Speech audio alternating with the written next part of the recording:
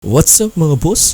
In today's video ay pag-uusapan natin ang bagong labas ng Yamaha YZF, which is the new 2021 Yamaha YZF R7. Last year pa lang ay naglabas na sila ng mga pictures nito, kaya ang dami nang na-excite.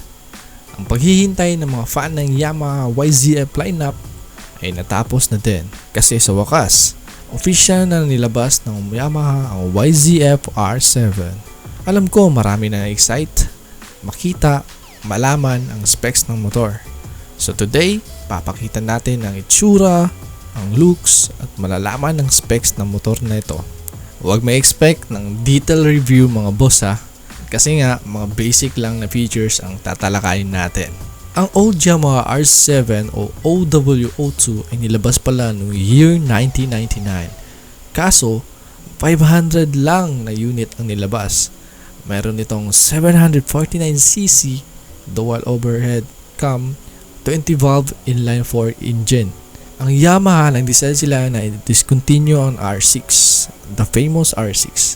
Last year, which is ginamit nila as truck only bike. Ang dami pa namang fan ng R6. Ang YZF R7 ay may mga features na kinuha sa MT-07, yung swing arm at saka yung exhaust. So quick specs lang tayo mga boss ha.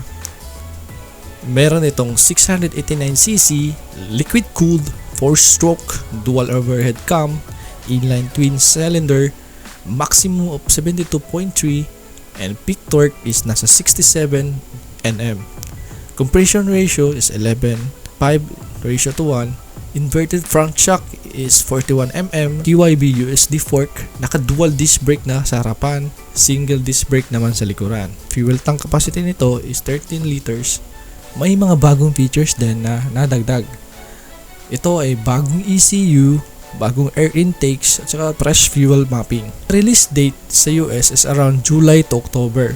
Pero for sure, next year dadating na to sa atin sa Pilipinas. Ang estimate price naman sa US is around $9,000 o katumbas sa atin na around 400,000. So ayun, abang-abang lang tayo mga boss kung kailan talaga ito dadating sa atin. Before I forget mga boss, meron itong dalawang colorway, ang blue at saka ang black. O ikaw mga boss, anong pipiliin mo? At kung bago ka pa dito sa channel at gusto mong makita ulit mga ganitong video, click mo na ang subscribe. Okay mga boss, kita-kits sa susunod na video.